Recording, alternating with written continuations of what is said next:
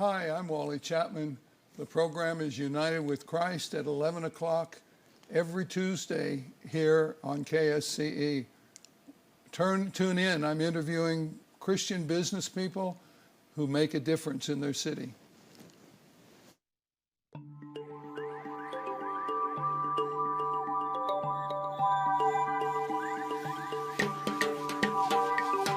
United with Christ.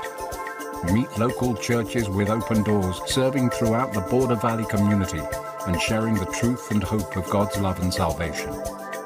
A presentation of Life Christian Broadcasting Television. And now, United with Christ.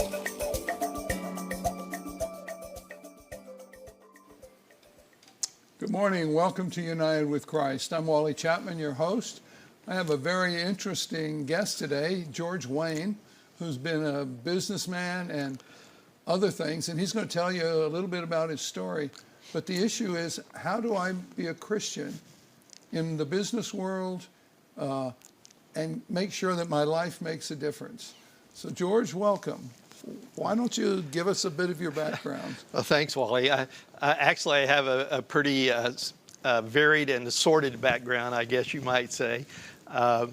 When I moved back, I was born in El Paso, actually, but Really? After I got out of college and law school in 1971, my wife and I moved back to El Paso, and I went to work for one of the larger firms here in town at that time, and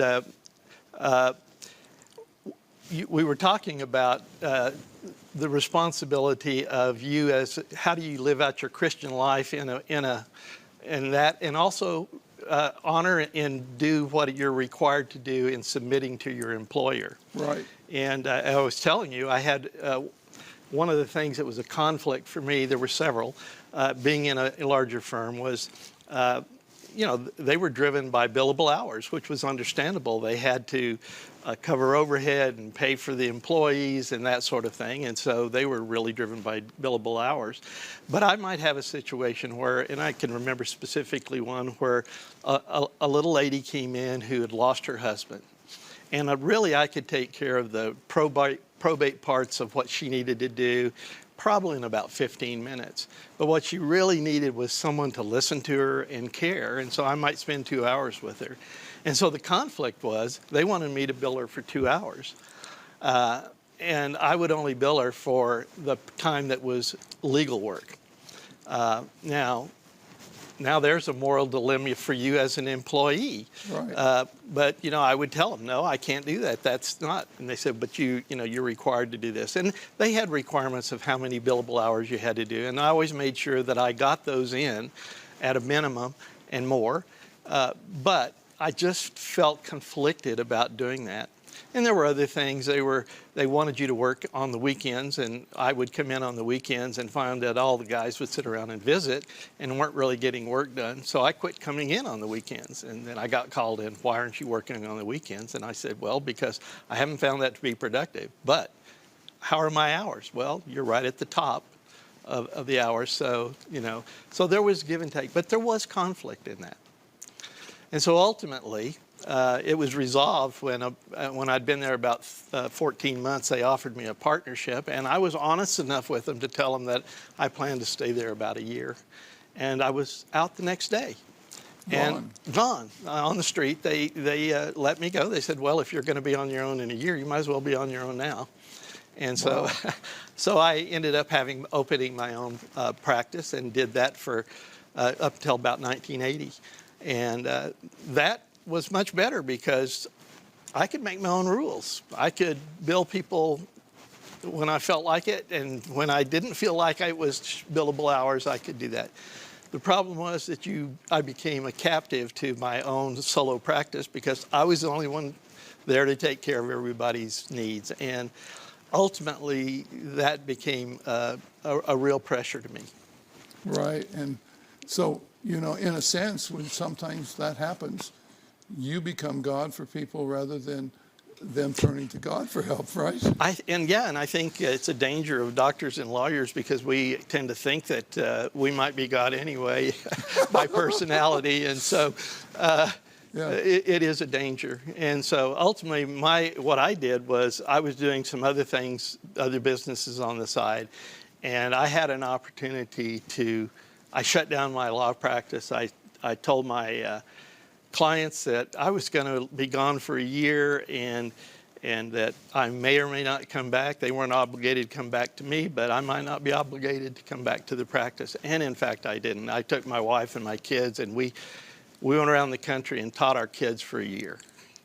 So. Okay, and then obviously something had to change to bring income in, huh? Yeah, and so when I came back, I focused on real estate development and brokerage, really, which is what my side businesses that I was developing and working in. And I did that during the 1980s in El Paso, Dallas, Albuquerque, Houston. We had projects in all those. And then there was a major banking collapse, which took away all financing, which basically took away that industry. And so at that point, I was sitting around going, well, my goodness, what am I going to do next, Lord? And I had a friend call me about that time who actually we had gone to high school together, and he'd been roommates and in a boarding school, and he said, how would you go about getting financing for a recycling business? And I said, well, ultimately I helped him put together a business plan and present it, and when we got done with the presentation, he said, I can't do this alone. Can you come be involved? And I couldn't because of all the financial issues that had come out of the real estate things that were still up in the air, but my family got involved. My wife invested in that business, and I went to work helping put it together, and we did. And 18 months after we started that business, a major company came in and bought us out for about $2.4 million. So that was helpful. It was a real increase. It was a real increase from about $500 investment to our half of that $2.4 million. Yeah. Wow. So once it sold out, then were you out of business again? Well, yeah. Once again, I was at a point, and that business had required me to be in Dallas to back and forth, and couldn't be a part of my church, my community, really my family.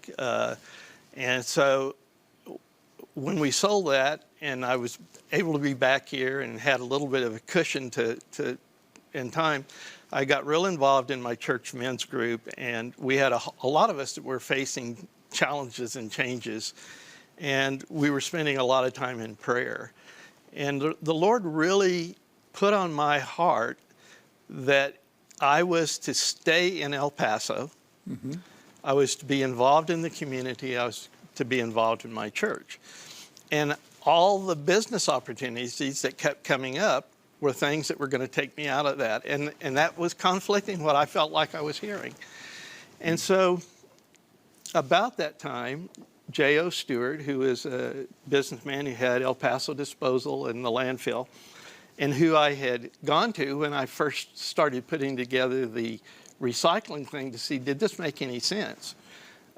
He contacted me and asked me if I would come and help him out and run his company. And it wasn't really something that was on my radar. God never works that way. No,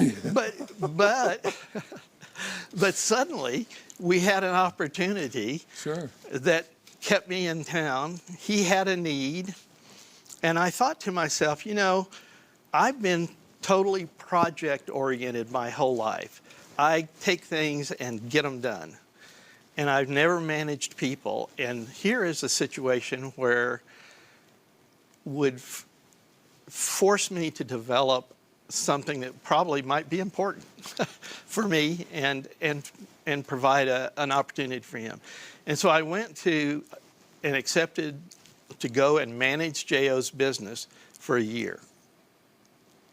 And I was there 23 years, even though he sold the business. But again, that was that was the process of my answering what God put before me is, I'll do it for a year to help him out.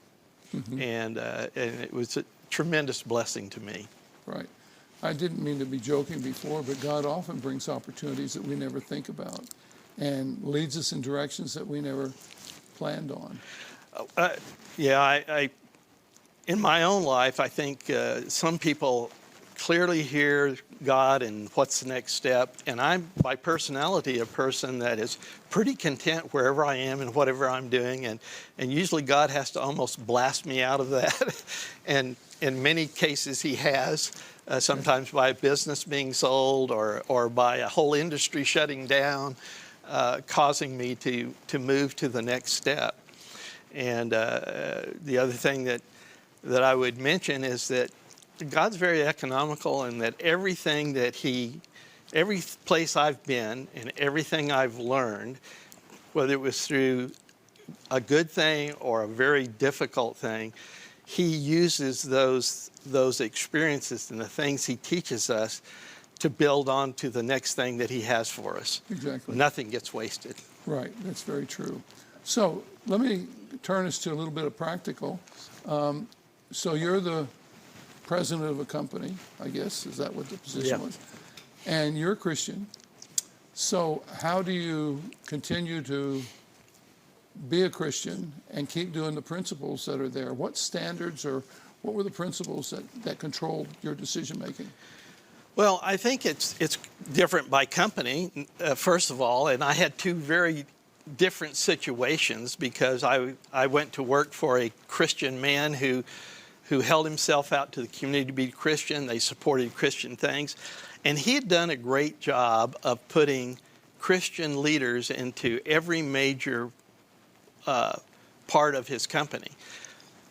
The only thing was that they really hadn't had an opportunity to really take that and thrive, not because of him, but the gentleman that had been the manager had been a very controlling person, and he just, they didn't get to do anything without him telling, yeah, that's okay. And what I had an opportunity, first of all, because I figured they knew their part of the business better than I did, because I didn't know anything about their business and I was going in learning, was to empower them and to encourage them to step out and lead. And they did, and they grew the company greatly. Also, because we were in a Christian environment and I had Christian leaders, I prayed with them when we were making decisions. And so that was acceptable in the culture that we had, and it wasn't shocking to these managers. So we could sit down at a meeting, and when we started, pray and ask God to guide us.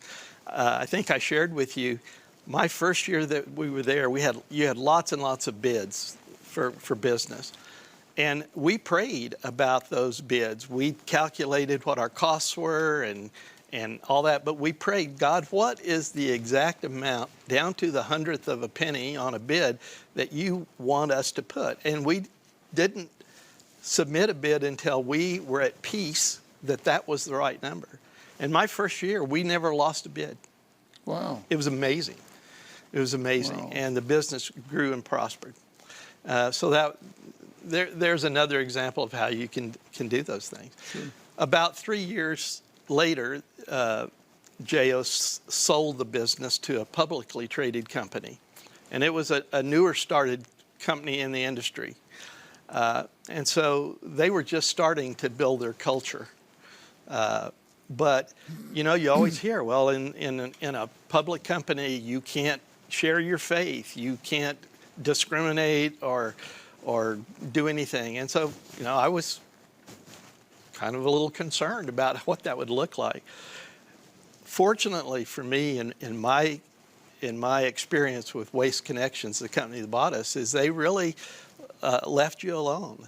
And they allowed you to do what you had done. We continued to support the Christian ministries that we had in the community. We continued to do the same things that we did. And so every Christmas, my employees got a Christmas letter that had the gospel in it. because it was an opportunity to set that out in front of them. And we continued to do that, and was never questioned, was never told you can't do that or anything. So in that sense, it worked out. It worked out great. Yeah. I interviewed Greg Davis earlier this month, and he was 45 years teaching at Douglas School, elementary school, which is down in the projects in the Barrio area, and got a citation from the school, or award, for 45 years of faithfulness. And I asked him, how did you continue to be a Christian in the public schools? And he said, I just taught them principles. I taught them that God has a purpose and you need to walk that way. And I just showed him in his own life. And I realized years ago how important being the example when you don't know you're the example.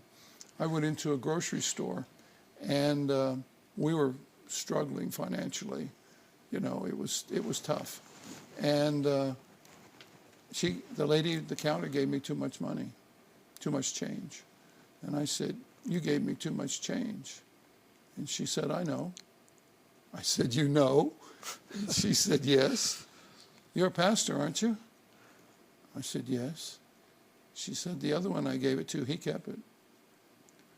You just never know who's watching, do you? And in your life and in your business, there are those who watch you for what you do, not just what you say, and whether you're a real genuine person or not. We got to be real, don't we? Yeah. And that even goes for employees. They need to be the real, you know. The New Testament talked about slaves honoring your master. Well, many of those slaves were people who voluntarily became slaves because they were in debt and they needed to pay off the debt, or they needed money for the family. And so they were a slave for a certain amount of time. And I thought, you know, that's an employee. Yeah. And I did church history. I'll tell you one more thing. I'm not going to control this. But in church history, in the 1st and 2nd century after Christ, people were in business, were hiring Christians because they were honest, they did a full day's work, and their integrity was great. And so many of the Christians who then went in those businesses were now making an impact on their other employees, their bosses, and everyone else about Christ. And that sort of works, doesn't it? It really does work. And again, it's an important opportunity for every one of us, because wherever God's placed us, we're going to have opportunities. You know, you and I are fans of Henry Blackaby, Mm-hmm. and he points out that Jesus says, and I think it's probably John 7, he says, my Father is always at work in this world, even to this day, and I don't do anything except what I see the Father do. And so wherever we are, we have that opportunity to look around and see what God's doing in the lives of whoever he brings to us, whether it's another employee or a client or whoever, and then see how we can join in what he's doing. Yeah. I was doing a dangerous job when I was in college for the summer vacation, and we were building a cold room for Cadbury's chocolate. And they built all the frames. That was for those square tubings that went at an angle like this, and you climbed up it 4 stories high. And we had to climb up it and then bolt a foot wide sort of thing along. And then we bolted a 4 foot by 10 foot insulated fabric, solid on the outside of the thing, and had to drill through it and bolt it. Well, it was always very tenuous getting up there, and especially if it started to rain and all that glossy paint got slippery and you're trying to get down out of the rain. And sometimes we just sat there because it was safer to sit than to get down. But the interesting thing was the guy who hired us, there were 3 of us from our Bible college, complimented us on how faithful we were doing the job. And we're just doing the job because that was what was needed to be done. But there's people who always shortchanged and always didn't do it best. And would you say to Christians who are working, take care of it? Generally, yes. And if they don't, I think as a brother, you can go to them and say, you know, you can talk to them really honestly about those things, sometimes easier than another person.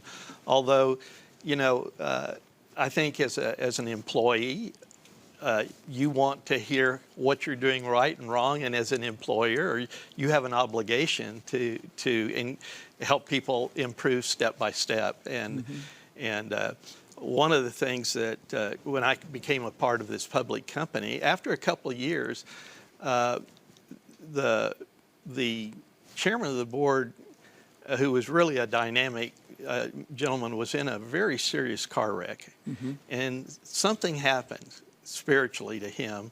I never got the full story, but you could just see a change in him after that. And he began to adopt, he said, we're going to adopt a method of leadership that's called servant leadership. And this is all based on Scripture, and the books about servant leadership are by Tim Blanchard, I believe it is, or Ken Blanchard, and they are all biblical principles.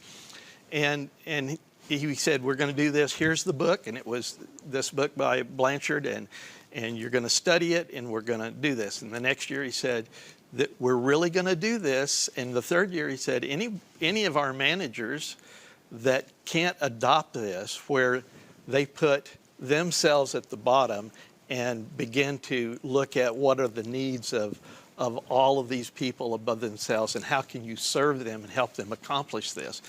If you can't do that, you can't be in our company. And the next year, they took people that were vice presidents who had been with the company the whole 7 years or whatever, and let them go because they had talked to them and they had not been able to adopt that. It was my way, I'm the king, and it's going to, and you're going to serve me and do this.